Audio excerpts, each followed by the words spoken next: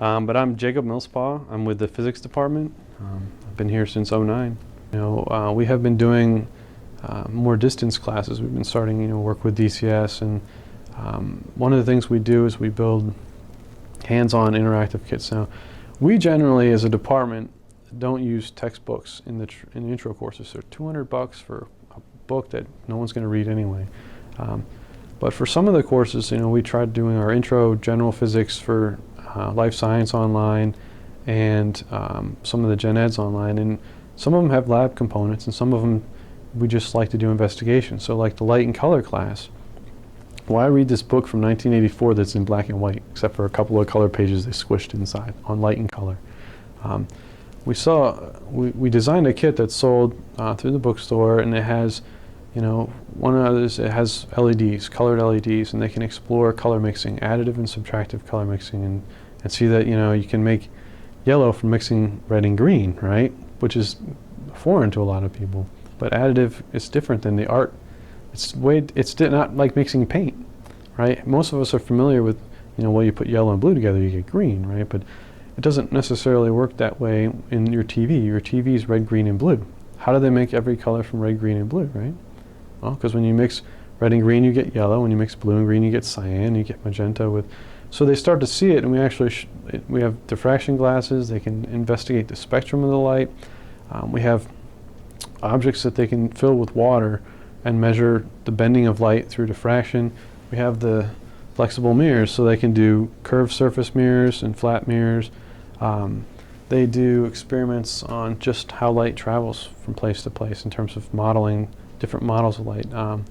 We talk about, we have some glow-in-the-dark paper, which gives us the ability to do a simple analog experiment that shows the particle nature of light. Everyone talks about, is light a wave or is it a particle, right? And everyone wants to say it's both, but we like to say it's neither. It's light, right? The idea of something being a particle and the idea of something being a wave is a description. It's a model. We describe the universe in models. We build mathematical models that describe behavior. These things act alike, these things act alike. We call those particles and we call those waves. But some of these things sometimes they act like this and sometimes they act like that. They're not one or the other. They're peculiar, and their behavior depends on the situation. So we don't really know what they necessarily are, but we can describe them in certain scenarios that behaves like a wave or behaves like a particle. And it makes some of the topics really interesting to study. So like the 220 class, the life science one, the kits are basically designed to look at torques and forces. So like muscular skeletal is the motivation. How well it's worked, they don't look like arms and knees, but they have right angle joints and stuff that they can look at. We use springs to model muscles and such. So trying to keep it as relevant as possible and trying to give people a chance to take a class at a distance and still be able to do the lab in a meaningful way. It's difficult, but I think it's worthwhile. I wasn't hired specifically to do research, but I have been given opportunities to pursue, and so in that sense I have collaborated with Mark Masters. One of the projects that we work on together is the aerogels. They're basically a very low density material, lowest density. It's 99.9% air by volume. They're super porous, and they have some neat properties. They're very well. They're very good thermal insulators. So you can there's a great picture of like a rose sitting on top and a torch underneath, and it doesn't burn the rose. It's totally insulated. They're very light, and because they're porous, we want to try and make optical detectors out of them. So we have another project where we're doing thin film deposition, so we can put nanometer thin layers of metals down.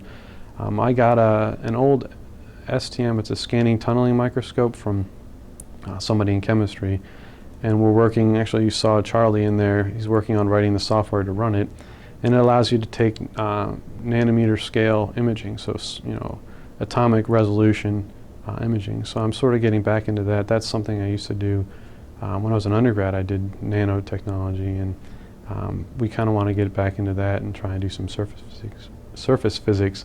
But it's just amazing. I just saw they do what's called high-speed atomic force microscopy, and They can watch proteins, little proteins, do a little walk in real time on nanoscale resolution. It's amazing. So just sort of, I have some stuff I can work on, and we're trying to increase the options that we have.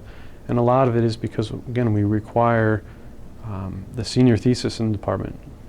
So there's part of the new Gen Ed is the capstone, and all our students have to do a research project. So everyone has to mentor them. So we try and get as many different options available for research.